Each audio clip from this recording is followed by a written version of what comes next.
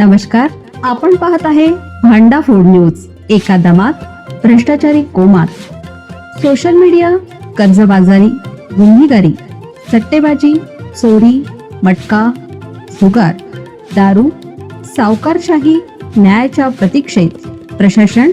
भांडा food news. एका दमात भ्रष्टाचारी कोमात. धक्कादायक खुलासा. पायलट स्वतःच नशेत होता. एअर इंडियाचं विमान अचानक खाली येण्यामागचं कारण समोर. 4 ऑगस्ट रोजी फुकेतहून दिल्लीला जाणाऱ्या एअर इंडियाच्या ज्या विमानाला हवेतील तीव्र चढउताराचा सामना करावा लागला, त्या विमानाच्या कॅप्टनची 2 चाचणी पॉझिटिव्ह आली आहे. याबाबत एअर इंडियाच्या प्रवक्त्याने सांगितलं, आम्हाला याची जाणीव आहे की लागू नियमानुसार पायलटची उड्डाणानंतर तपासणी करण्यात आली होती. चाचणीचे निकाल एअर इंडियाला कळवण्यात आलेले नाहीत, त्यामुळे आम्ही कोणत्याही निकषावर भाष्य करण्याच्या स्थितीत नाही. एअर इंडिया कोणतेही विशिष्ट उड्डाण किंवा ऑपरेशनल घटनेचा विचार न करता नागरी विमान वाहतूक नियमानुसार कर्मचाऱ्यांची नियमितपणे ड्रग्ज चाचणी करते. आवश्यक असल्यास आम्ही संबंधित अधिकाऱ्यांसोबत सहकार्य करत राहू.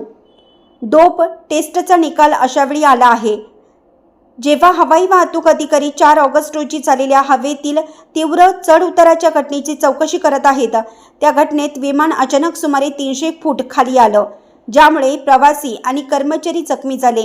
नागरी हवाई वाहतूक मंत्री के. राममोहन नायडू यांनी 5 ऑगस्ट रोजी या घटनेची माहिती देताना सांगितलं की 4 ऑगस्ट रोजी फुकेतहून दिल्लीला जाणाऱ्या एअर इंडियाच्या विमानात 4 ते 5 मिनिटे तीव्र वातावरणीय चढउतार जाणवले, ज्यामुळे काही कर्मचाऱ्यांच्या पाठीच्या कण्याला आणि मानेला दुखापत झाली आहे.